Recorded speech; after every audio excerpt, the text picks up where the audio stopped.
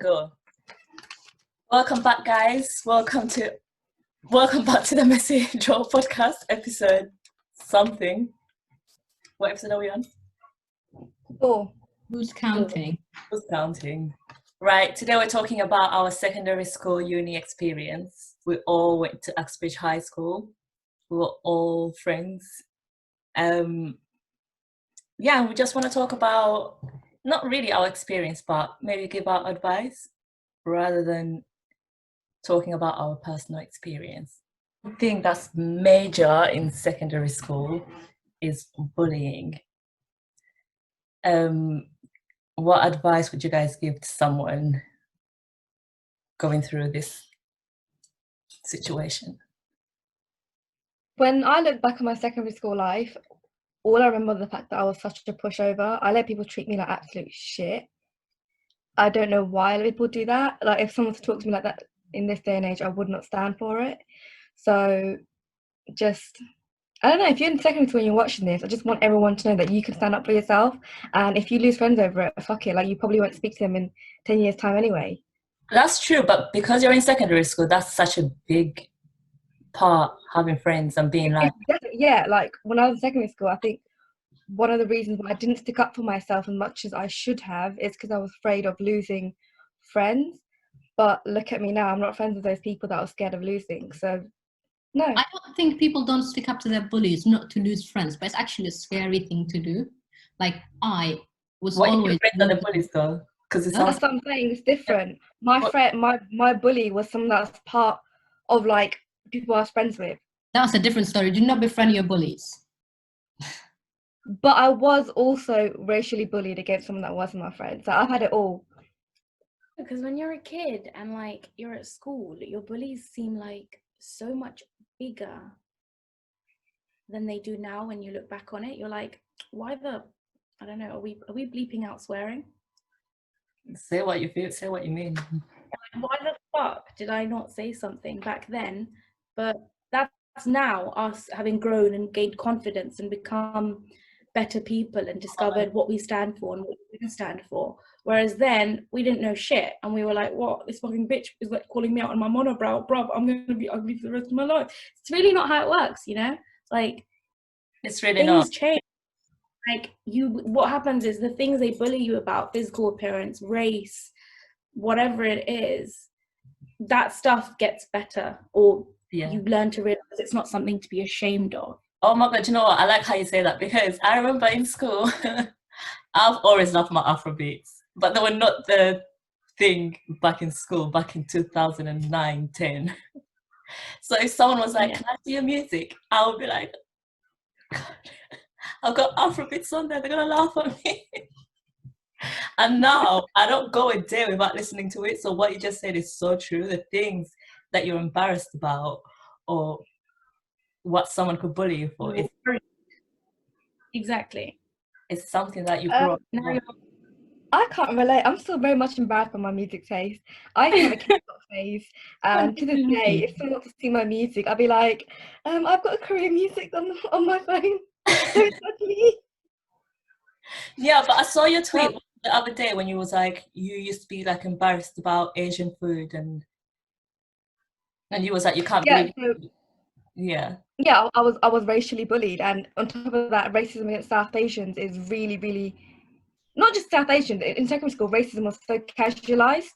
I don't think that's a word, but it's hard to believe. Banter against South Asians was such a other community about South Asians. It was such a norm. I used to feel embarrassed to be like, yeah, my mum making curry tonight.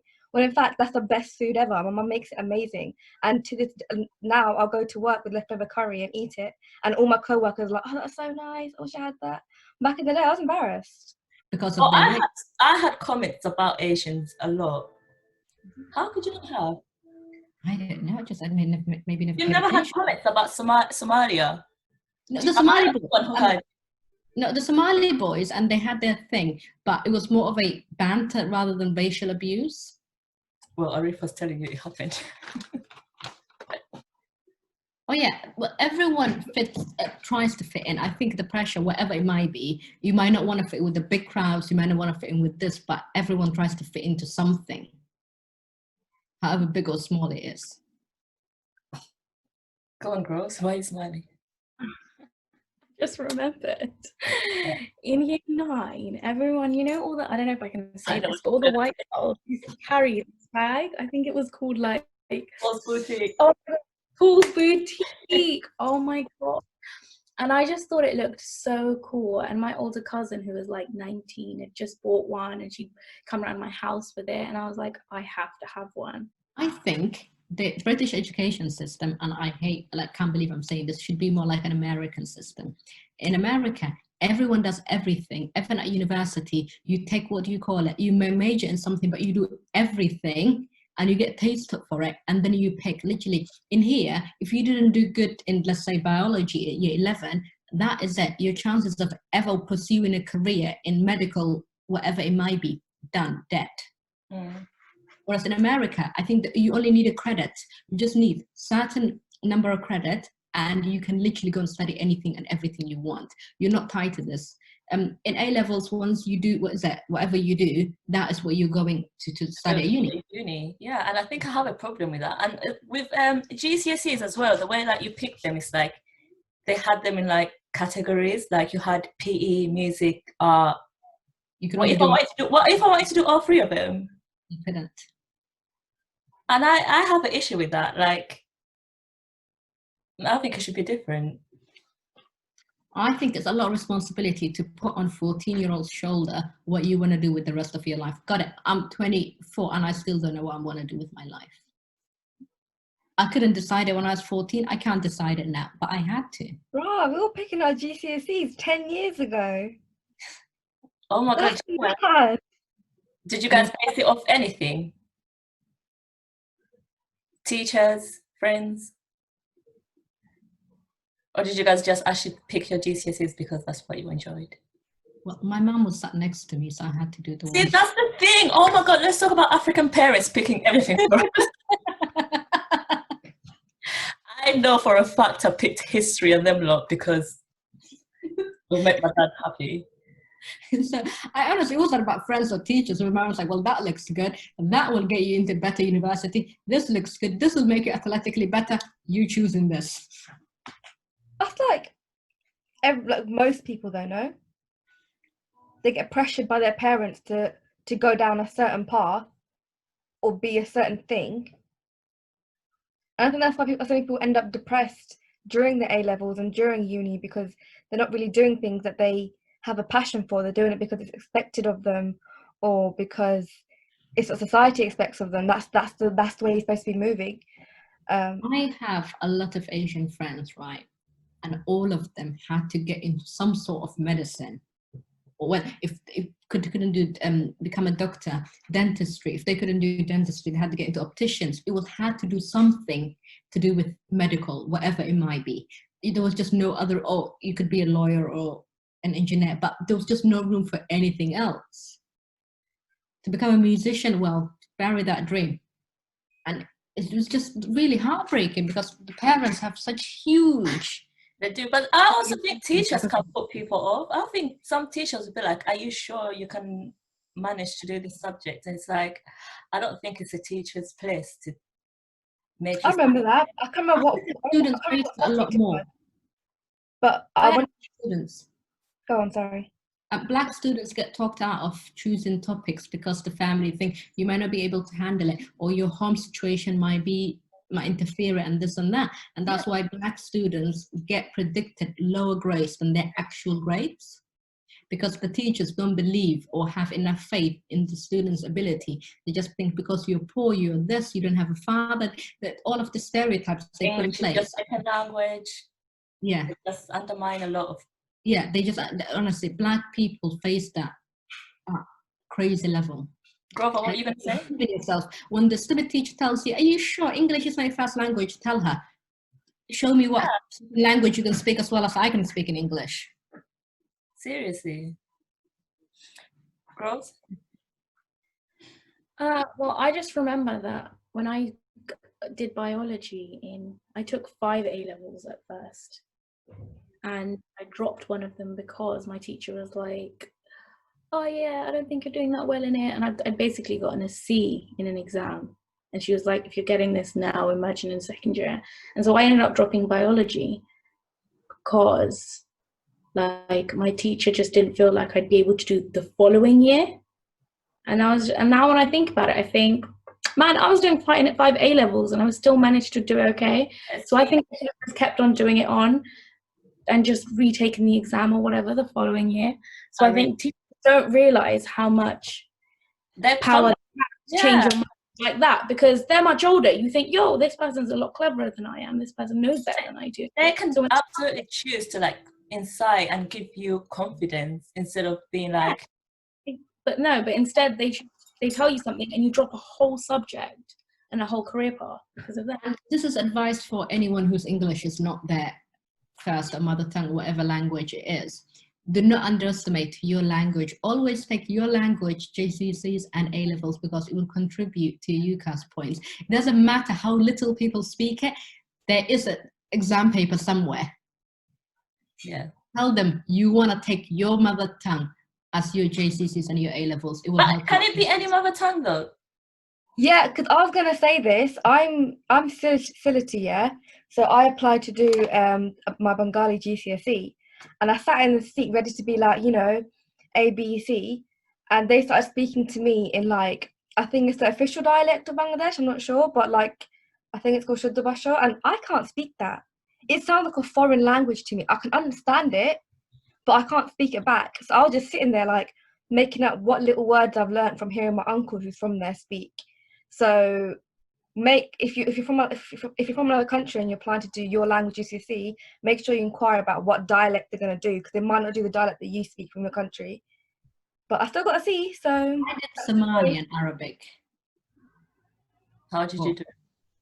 I got A star in both of them because, and there were no teachers or anything. It was just I was teaching myself, but I didn't need to teach myself because I've known this language my whole life. Oh, guys, how useless was that 2-week work experience? Or is it just me? I don't think they do it anymore. Well, they let me do year 7, year 8 and year 9's work, the 2 weeks that you were gone for work experience. You didn't miss out on anything. Did you not gain anything from it? I dropped a baby on its head.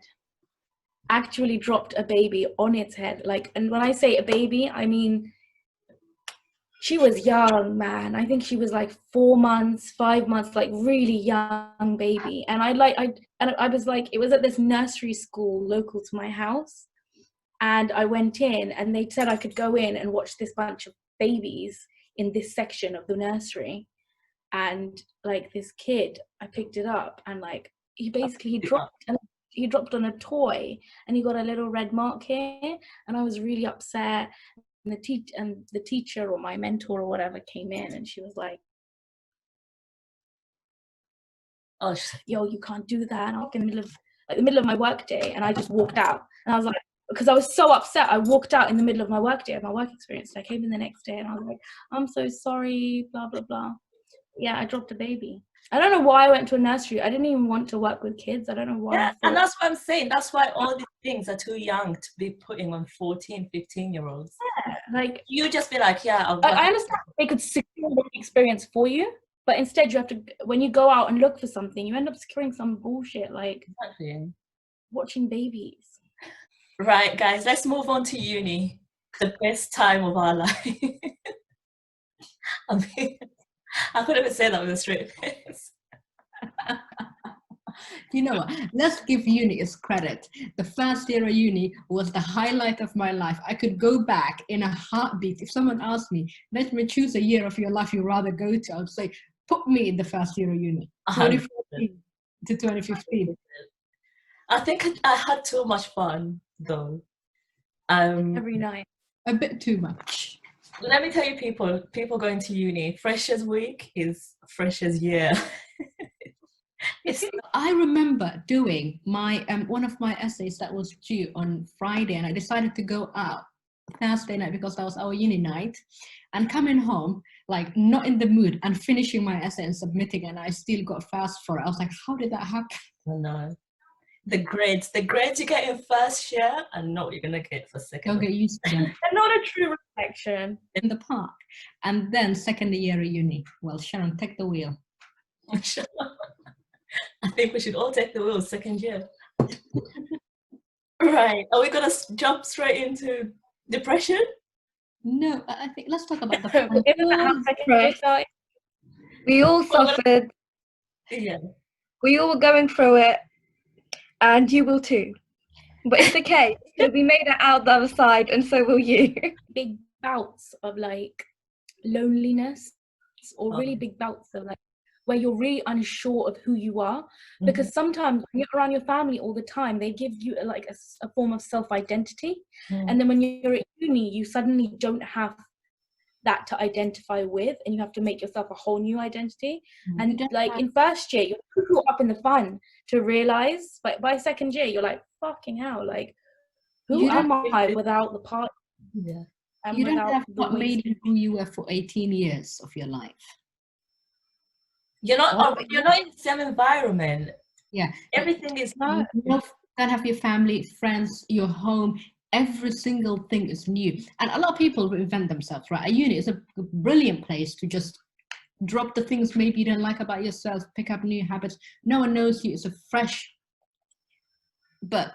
But don't lose what made you who you were. Trying to find to be or someone else. Don't drop your core and your foundation of what made you, because it's very easy. And as Gunjan said, the first year you get caught up in all of the fun, and then when that fun is over, everything becomes magnified. And go home if you feel shit. Yeah. Take your laundry. I was on that southern line like no one's business. Take your laundry with you. Yeah. Seriously. And handling money, how did you guys do that? Terribly. I was good with my I was alright with money. me too. I wasn't spending on like too much shit. I was still buying like good food, and I still had money left over. But I had friends who had like by the end of semester one or the first 2 months or whatever, they'd already blown everything on Pretty Little Thing, Boohoo, ASOS, and all of these dresses and clothes were because every day going to the library was like bam, a new outfit. It literally like it was like The library was our Love Island. I'm sorry. Literally, it was like every day, new makeup, new hair, new ways of ridiculous doing yourself. to spend that much money before the term is done, before Christmas. But the thing is, right, your entire life before uni, you have allowance your parents give you. For the first time in your life, you have access to an unimaginable amount of money you never had before. You don't know how to act. You don't know how to budget. And I'm generally bad with money. I spend as quick as I get it. But having access to, 3,000 in my account, it was a crazy. Yeah. Prioritize, budget, spend money on what is important. And if you don't see a designer purse or if you're a guy or a designer belt and think I need that. You can still have drip without having designer. Just don't do it, please. You can't, but it adds on. It does, but like just prioritize. Like you don't need 100%. Gucci belt. However, that is but for some people, like they're like, this is money. I'm never gonna get money like this ever again. So you feel like the need to spend it on things like that just because. I can't really chat because I spent my student loan going to Fiji, but don't do what I did. Well, actually, no, but I had the best time of my life, so do what I did. If Fiji's gonna make you happy, go for it. I went on so many holidays, man. So many holidays. I bought a lot of stuff, like new stuff, like hair. Like I bought a really expensive hair dryer for some reason. Like, you know, can I say another thing? It's not just clothes and food and like fashion. Like, because you've got a new room, you end up spending so much money on decorating it. I bought lights and like stickers and new bedding like every couple of months. Like no one's business. I was redecorating. Like for who? No one saw the inside of that bedroom. Honestly, I was never there. Okay, so we all lived well apart from Arepa. So what advice would you guys give for housing, and would you say live with friends or? I think it's important. I personally, and how much I've grown, I would always vote to move out from home. even if it's just for 1 year, because as we said earlier, the amount of self-discovery you will do, and you learn just how capable you are. Yeah, but it depends who you're gonna move in with, Najma. Is it worth it? But you don't know them. The first year you don't know them, do you? Personally, the advice I would give, if your parents have money to get you like a studio or something to live by yourself, do that. But I would say, but that doesn't really, you don't reach the full experience if you Yes. just live it by yourself. Yes. When you are living with idiots who don't wash up themselves to themselves, you get the full experience. Of And what? people go out with you, and I don't know, I think it's a good idea to live with people who know your family for even a couple of months to see how the other side live. People who are already introverts, they might struggle a lot more than someone like myself. I think when I moved out, for me it was like a huge thing because nobody had ever moved out before, or even like moved away from home before like this. So when I did it, like for the first 2 weeks, my dad used to call me at 9 p.m. every single night, and he'd be like, "What are you doing? What did you eat?" And like, I'm not gonna lie, at some point I was probably lying through my teeth, and I was like, "Yeah, I'm just in bed. I just had this," but really, I was halfway through my makeup because I was about to go. Like, we were gonna go out a couple of hours later. So for me, it was like I'd not even stayed at a friend's house before overnight. For me, living out at uni was completely different. It was like literally like how the other side lives. And I think, do you know what? I know we're always going about minorities and ethnic people, but listen, that's what we are. This is our experience. And a lot of us had strict parents. So when you go out to uni, oh God, you can really let yourself go.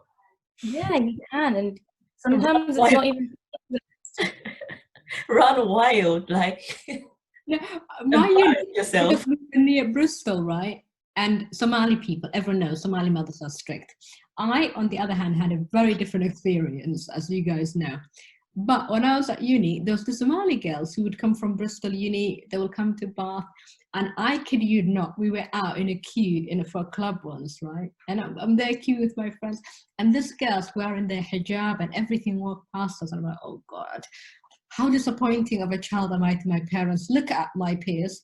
I kid you not, they joined the queue, and I was like, oh my God, what are they doing? And when we went to the cloakroom, I'm there giving my bag and my coat. Every single thing on those girls' body came up, and I've never seen scars that short in my life. Did you guys do a placement, any of you guys? no. Aretha, you did. Would you recommend it? Well, for my course, it was compulsory. So, Aretha, your sound is off today. right now. Okay. Yeah? How was your placement? I hated it so much. Okay. And that's purely because I didn't get a choice when my placement was. I did early childhood studies, and I'm now doing a master's in social work. But yeah, I didn't get to pick, and that makes sense. I thought placements you pick your own. Not for my course. We didn't get to pick. So you just got placed wherever? Was it near to home? It might not have been. And you had no say in it? Yeah. You just have to deal with it. Wow. I wish I'd done a placement year though. Although I did English literature and creative writing, so I'm not exactly sure what sort of placement I would have done. Maybe like in a publishing house or... That would have been so sick. Right? But like, I just didn't do it. I didn't do one. And then you know what I also regret not doing? A year abroad. Like, fuck it. Like, the government was going to pay me to go. I think placement is a good experience. I lived with Buddhist monks for 2 weeks. That was fun for me. Was that a part of your placement? Yeah, like it was kind of like a placement. I had to do a research. It was for my 3rd year, I had to do for like a research where we choose a religious group where we research them and their way of living.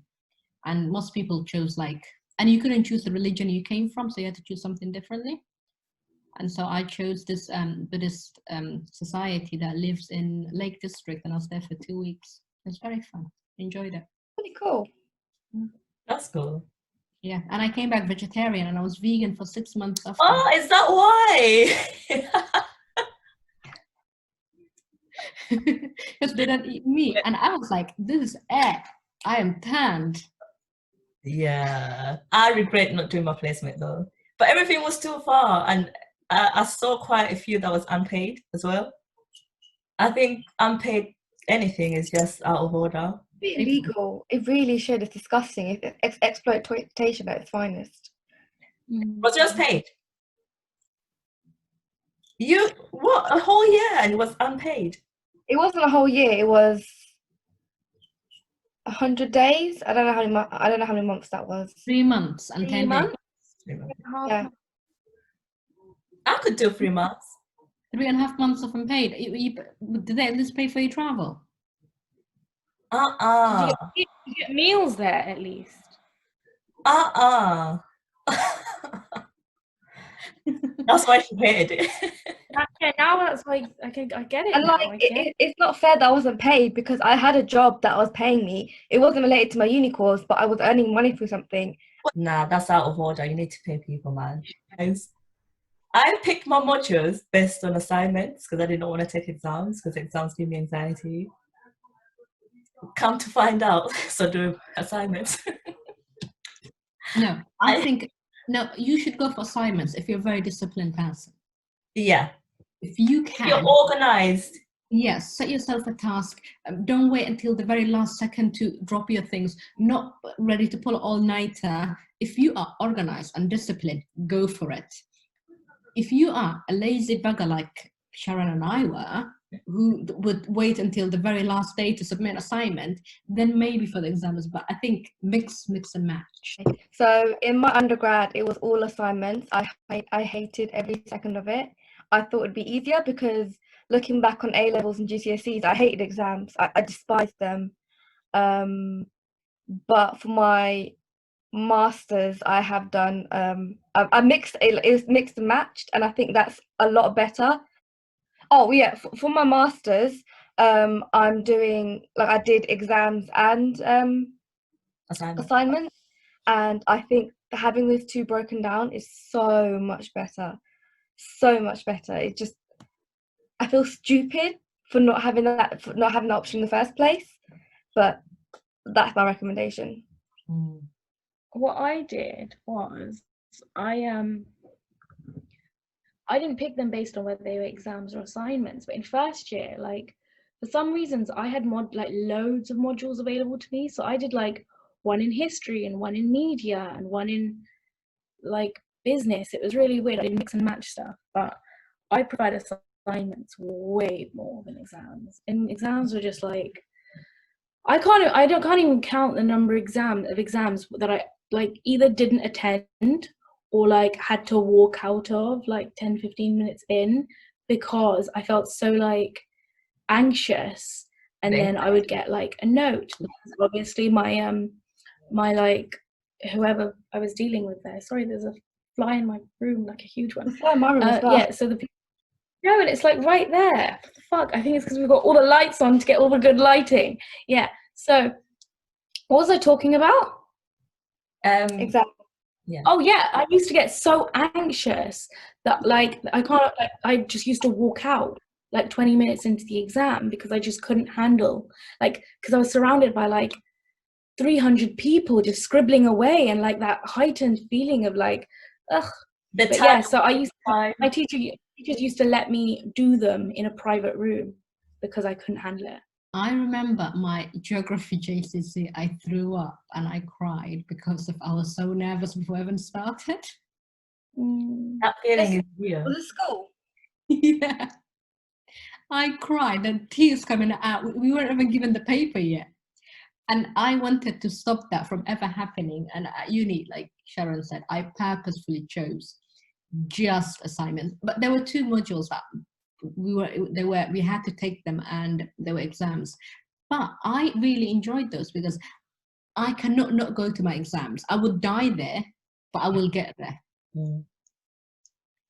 And my cry, my throw up, but I show up and my fail, at least write my name on and get the 10%. I do like what you said about your personality, because I leave things to the last minute. So if you know you leave things to the last minute with exams, you can't afford to do that.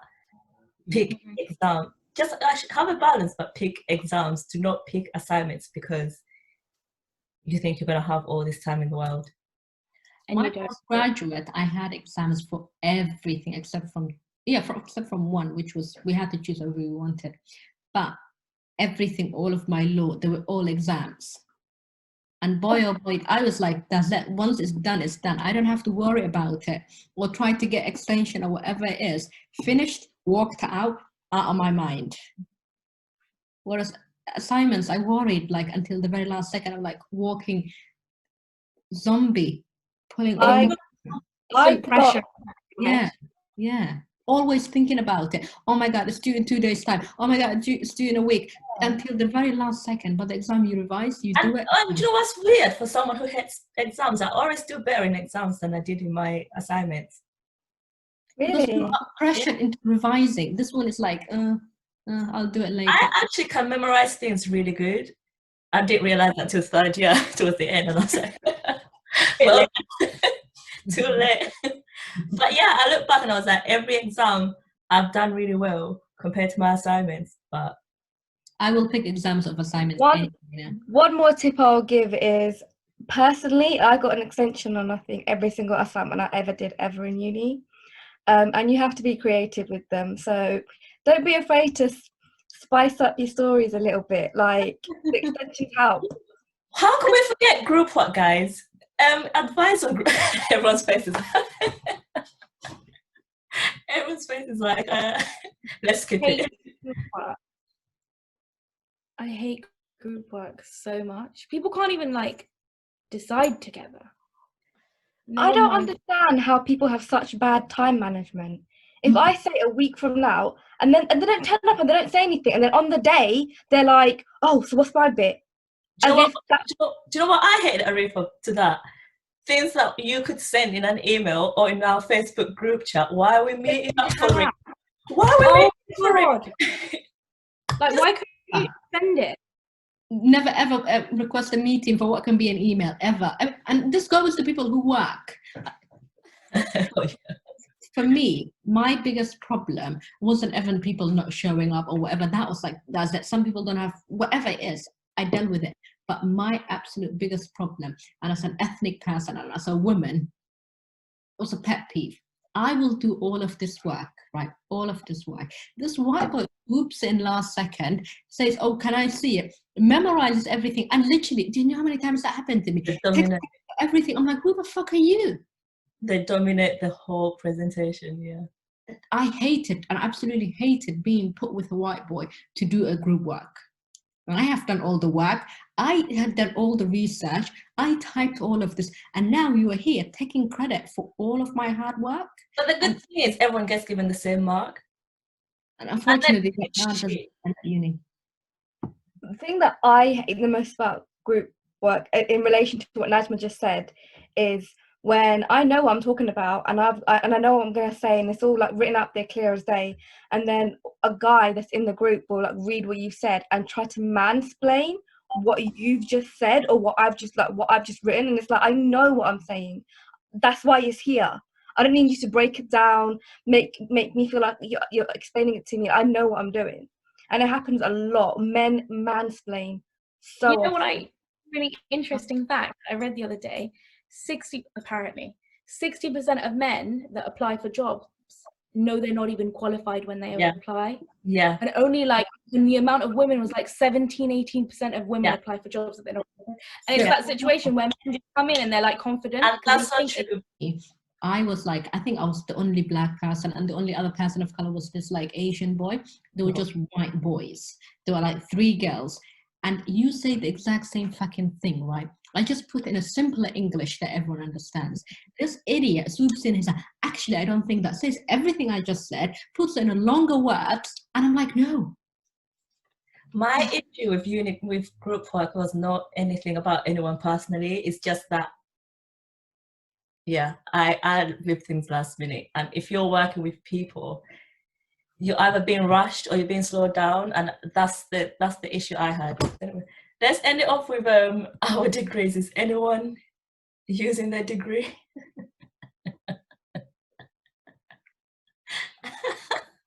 You know what? I might not be using my degree right now, but I use it in other ways.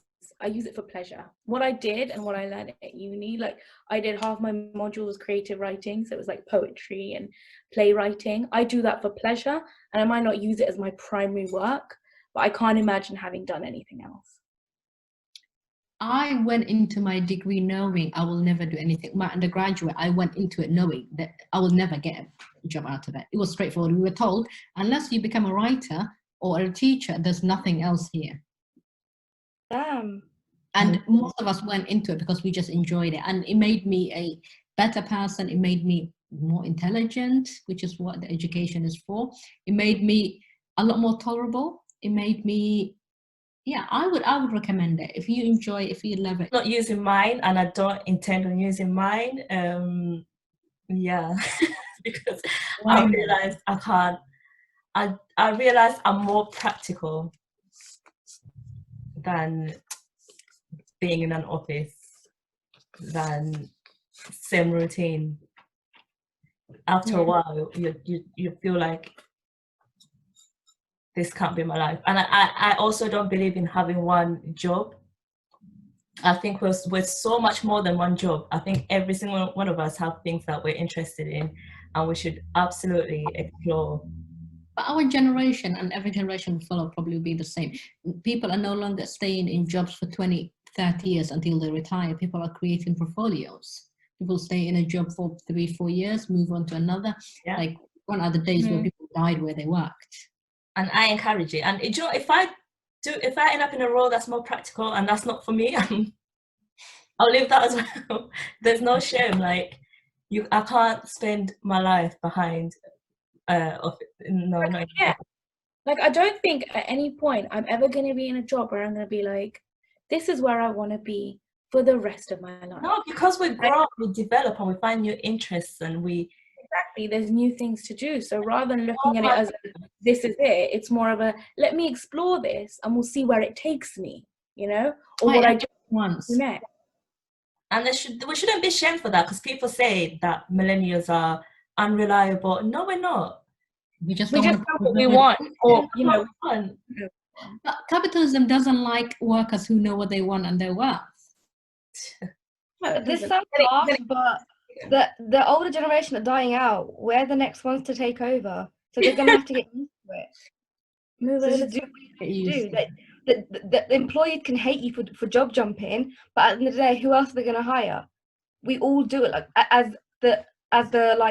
as the boomers and I don't know what other generation's called, as they're dying out, we're replacing them, and they have to hire us, and we're all job jumping. I don't know anyone that's been in a job for a long time. But Arifa, out of all of us, you're like the one who's gone into where you studied. Yeah. I actually haven't. So I did early childhood studies in my undergrad with the hopes of becoming a teacher afterwards. And after doing placements in school, I realized I don't want to be a teacher. I hate it. I'm not sure I want to work with small children. Not because I don't like them. I don't think that's what I want to do right now. Right now, I'm really interested in adult mental health. So it has helped me. The course has definitely helped me, but I'm not pursuing. No, your undergrad, yeah, but your master's. Yeah. But it's helped me get where I am. Like when I applied for my undergrad, it looked really good. When I applied for my postgrad, it looked really good. When I applied for my master's, what I did for my undergrad made my application look really good. Yeah. Yeah, so don't be hard on yourselves if you realize, or even I know people who change their degrees because they realize this is not for me. I know people that have chosen a course that they're not particularly interested in just to get into a university, and then they change courses. Yeah, because it's easier to do that. It's easier to do that. That's a good one, Arifa. That is a good one. Advice. If the uni you want to get into, if they're asking for a higher grade for the course you want to study, choose one that they teach that they're asking for lower grade, and when you get the switch, it's so easy. You just need to fill a form. Then I did that. Yeah. I applied to study sociology because they're asking for a lot lower grade, and I was like, I don't want to take the risk. And when I got there, I was like, I want to study philosophy, please. And I filled the form. I like that, yeah. So we'll end it on that then. Would you guys recommend uni? I do recommend it, but like they were saying, don't be scared to not go. Don't be scared of missing. The fear of missing out, I think, is why a lot of people apply for uni. Don't give in to that. If you don't want to go, if it's not for you, don't do it. But at the same time, what I see with a lot of my with my friends and my friends' brothers and my brother even, like they don't want, part of them doesn't want to go to uni because they haven't figured it out yet. But a lot of them are scared to even jump on anything because they don't have their whole life planned out. That's what I would advise, actually, because I definitely was not ready. I didn't think I was ready. So I just anything. Think about it. I was on Sharon's case every day. I was like, Sharon, we have to go to uni. We black. Vote against us. I don't regret going to uni, but everything is not for everyone. No, it's not for everyone. And if there are other options that are more suitable to you, don't go to uni just because everyone else is doing it. Take the options that are suitable to you. And unfortunately, as we said earlier, only decisions you make in your teen years will stay with you for the rest of your life. As unfortunate as that is, it's the reality of our world. Yeah. So make wise decisions. If you do need a year to figure it out, take a year gap. Gap year. Everyone loves a gap year. I wish I had a gap year. Yeah. I wish I'd taken a gap year. Yeah. Same. I wish I'd taken a gap year, so don't be scared. See? All four of us wish everybody take a gap year. Always take a gap year. On that note, people, will see you next week. Stay messy. Bye. Bye. Bye. Right, I thought you guys did well. Well done. Fuck you.